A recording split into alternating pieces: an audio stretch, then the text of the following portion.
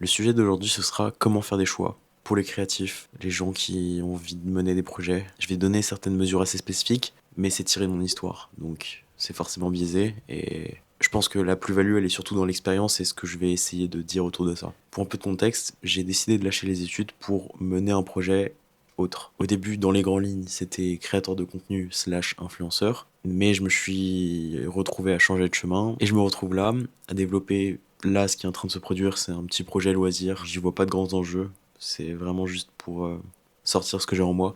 Et à côté de ça, j'ai décidé de me mettre dans le business en ligne. Purement et simplement, hein. Et en pas de détour, c'est mon but, c'est de faire de l'argent sur Internet. Voilà là où j'en suis. Cependant, je suis actuellement dans une situation où j'ai quelques hésitations sur ce que je fais en loisir à côté de ça. Parce que j'aime beaucoup créer. J'aime vraiment beaucoup créer, juste et m'exprimer particulièrement. Le souci étant que je peux pas dédier 100% de mon temps à ça parce que je sais qu'il n'y a pas le potentiel. Du moins vis-à-vis de mes attentes. Je me suis heurté beaucoup trop de fois à essayer de moyenner dans le créatif, libre, etc. avec une perspective long terme et me dire que je pourrais potentiellement en vivre, voire très bien en vivre. La réalité, c'est que c'est possible, mais que selon moi, avec la personne que je suis, il y aurait trop de conflits d'intérêts entre mon développement personnel et ce que j'aurais à proposer aux autres. La première fois que je l'ai tenté, une confusion extrême s'est créée entre ok, je me développe, mais j'essaie de partager, j'essaie d'amener des gens vers le haut. Et il s'est passé que, en vrai, avec du recul, j'ai fait des petits bad moves, disons. Genre, je pense que j'ai fait plus de bien que de mal, évidemment, mais j'ai fait des erreurs. Et pour le coup, j'ai la conscience de me dire que je suis en partie responsable de ça, même si on peut se dire ça fait partie du process de faire des erreurs, etc. Je me vois aussi dans la responsabilité de me dire, ok, si je sais que j'ai une marge d'erreur assez grosse parce que je suis un humain en construction, je sors d'études, je sors de justement ne pas faire d'études, donc je dois me construire en tant qu'humain et essayer de construire une entreprise qui me permettrait de vivre de tout ça, ça créerait beaucoup trop de dissonance et d'enjeux qui m'amèneraient à quelque chose de toxique. Vraiment, les probabilités sont tellement hautes que ça me sort du cerveau, c'est trop. Là, je vise les gens créatifs qui ont envie de lancer des projets, qui réfléchissent beaucoup. Là, c'est vraiment ce genre de personne que je vise parce que c'est le genre de personne que je suis au fond de moi. J'ai expliqué mon contexte dans lequel j'ai mené différents projets, etc., face auxquels j'ai dû faire des choix. J'ai éliminé certaines pistes et donc je suis arrivé à la conclusion que j'ai une activité principale que j'espère être l'activité la plus stable et celle que je peux prendre comme un job, mais plus parce que c'est quelque chose qui me plaît énormément. Et à côté de ça, mêler des projets créatifs et personnels. Et ce qui s'est passé avant tout ça, avant cette conclusion, et d'ailleurs, j'ai pu le mentionner, mais je suis encore en train d'y réfléchir parce que je suis pas sûr que le à côté créatif soit celui qui me plaît le plus. Genre, j'ai le choix d'autres choses, notamment en lien avec l'apprentissage du chinois. Mais ça, je vais pas en parler. Ce dont je vais parler, c'est ce qui m'a amené à pouvoir être en capacité de prendre ce genre de décision et y voir plus clair sur tout ça. La réponse, elle est assez rapide, c'est l'engagement. C'est l'engagement et la clarté. Être capable de se dire, ok, peut-être que j'ai envie de prendre le monde, et c'est peut-être possible, mais il y a des étapes, il faut être réaliste. Il faut être capable de se dire, ok, pour arriver là-bas, je dois faire ça, ça, ça, ça, ça. J'ai aussi envie de faire ça.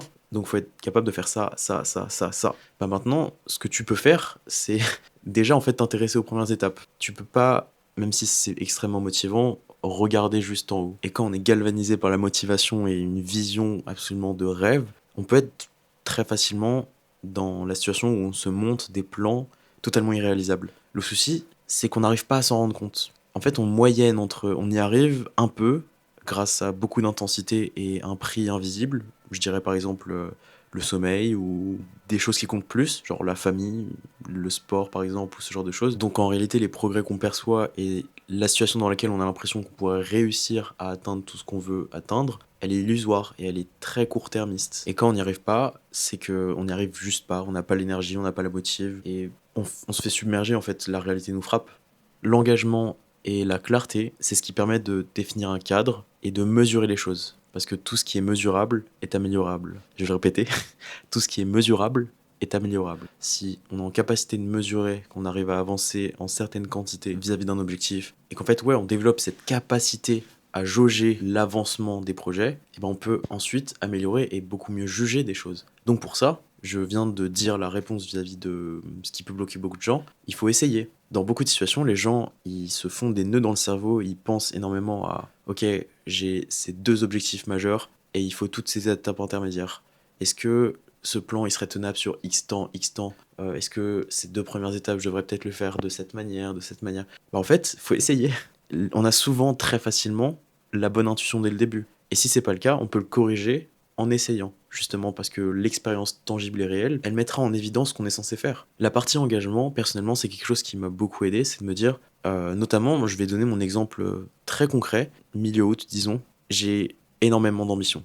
Je veux avoir une chaîne Bilibili, c'est le YouTube chinois, donc en gros, faire une chaîne où je parlerai chinois. J'avais pour idée aussi continuer de développer mon activité de photographe et vidéaste pour les restaurants. Et j'avais une troisième idée qui était développer un réseau social sur une application que je suis un des seuls à utiliser, entre guillemets. Quand je dis un des seuls, c'est juste un software d'édition de photos qui est très peu connu, qui s'appelle Darktable. Bref, juste en gros un troisième projet où je voyais beaucoup d'opportunités et donc ces 3 choses étaient les choses que je voulais vraiment développer, milieu août. Ce que j'ai fait, c'est que je me suis dit, ok, sur les 2 prochaines semaines, je m'étais donné différents objectifs. Côté chinois, je m'étais dit, tu fais au moins une vidéo, parce que le format de vidéo que j'avais en tête était beaucoup plus poussé que juste ce que je suis en train de faire actuellement. Donc voilà, j'avais cet objectif. Vis-à-vis de la création de contenu sur le software que je suis un des rares à utiliser, je m'étais donné un truc du genre faire X vidéos, peut-être, et un gros tutoriel de 1 heure, un truc comme ça. Et je sais plus trop ce que je m'étais dit côté photographie. Mais en gros, je m'étais donné 3 objectifs, à peu près, vis-à-vis de chacun de ces projets. Me dire, ok, est-ce que sur 2 semaines, je suis capable de planifier suffisamment les choses et avoir la clarté et l'organisation de mener ces 3 projets, juste le first step de chaque projet sur 2 semaines. Il s'est passé que je crois que j'ai réussi tout juste, ou que j'ai peut-être raté, et en ayant la clarté et la vision sur ça, j'ai pris la décision d'arrêter un de ces projets. J'ai arrêté la chaîne en chinois. Ce qui s'est passé après ça, c'est que j'avais donc plus que 2 projets. Création de contenu autour d'un software et un taf, entre guillemets, genre je développe des projets dans la photographie et vidéographie culinaire. Maintenant que j'avais ces 2 objectifs, il est possible, je me souviens plus vraiment à vrai dire, que j'ai augmenté mes ambitions, me disant que j'avais plus que 2 projets, je peux peut-être voir plus loin ou m'investir davantage. Et dès la première semaine de septembre, je me retrouve à enclencher le projet sur lequel je vais m'engager pendant 2 mois et demi à peu près. Donc ça se passe très bien. Mais du coup, j'ai ces 2 activités, mais j'ai réitéré ce système d'engagement avec une clarté pour me permettre de prendre de bonnes décisions. Je m'étais donné comme objectif, sur la côté création de contenu pour le software, de faire un réel par jour. C'était le strict minimum, parce que ce serait trop long à expliquer, mais je suis un énorme procrastinateur dans l'overthinking. De me dire, ah, cette idée elle marche pas trop parce que gna gna gna. Et au fond de moi, je savais que c'était le volume qui me permettrait de progresser. Je le sais depuis toujours, et c'est pour ça que je me suis énormément détesté dans beaucoup de projets. C'est que c'est le volume et que les réels, c'est un des meilleurs exercices pour vraiment faire du volume. Tu sais que tu vas progresser en fait. Même si ton ego il a trop le seum parce que tes premiers réels ils font 0 vues, bah tu vas avancer. Tu vas changer un petit truc, puis un autre, etc. Et voilà, tu connais la suite. Côté photographie et vidéographie, je me suis engagé donc sur un projet avec un seul restaurant pendant les prochains mois. J'avais donc une ligne toute tracée qui était sur les prochains mois, tu as tels objectifs. En l'occurrence, je faisais les réels d'un restaurant avec une visée un peu stratégique, disons, plus que faire du volume ou quoi. Et en plus, j'y voyais du sens parce que ça se complétait entre qualité et volume d'un autre côté. C'était beaucoup plus dur que je le pensais parce que c'est une quantité de travail monstre. Surtout que, bah, comme je l'ai mentionné, je suis monsieur nœud dans le cerveau. Et ce qui s'est passé, c'est que en cours de route, je me suis retrouvé à lâcher le projet création de contenu autour d'un software. Parce que le projet qui me paraissait le plus important m'a demandé beaucoup plus de temps que prévu. Et côté création pour le software, je me suis retrouvé à juste me faire submerger. Je me disais que je pouvais peut-être rattraper les réels que j'arrivais pas à faire le jour d'après, mais boule de neige, et je me retrouve jour 20 avec 12 réels à faire. Ce qui est problématique quand même.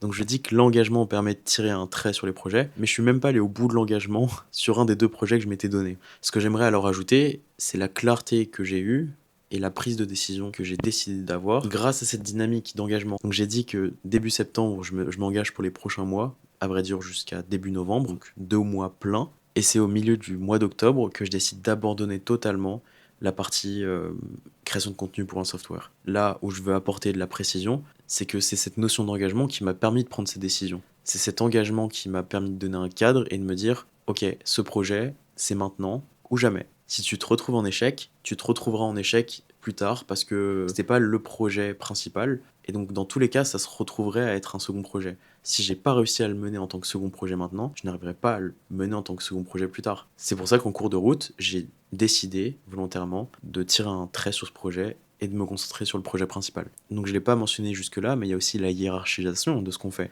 Se rendre compte de ce qu'on veut vraiment, et personnellement, je reviens sur ce point, c'est par la pratique. Il y a d'une part un point de vue réaliste, évidemment. Genre, il y avait un projet qui avait bien plus de potentiel en termes de rémunération et de vision long terme que l'autre, mais je me suis rendu compte par la pratique que mon idée de base sur ce projet secondaire d'être créateur de contenu pour un software peu connu, elle était peut-être pas si brillante, ou du moins le potentiel était vraiment pas aussi haut que je l'espérais, et au final, c'est ça qui m'a fait reculer. Donc j'ai perdu 1 mois et demi à essayer. Entre-temps, j'ai eu une certaine expérience sur ce projet-là, mais j'ai surtout éliminé cette hypothèse sur laquelle j'aurais pu, dans un cas où j'aurais pas agi, bah, fantasmer dessus pendant des semaines, voire plusieurs mois après, regretter. Et le regret, Dieu sait que c'est douloureux, parce qu'on peut s'en prendre qu'à nous-mêmes.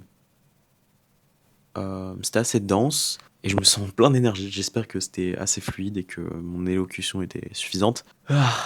J'ai peut-être envie de m'entraîner là. Ouais, j'ai mal au dos. J'espère que ça t'a plu. Je te souhaite une bonne soirée et salut.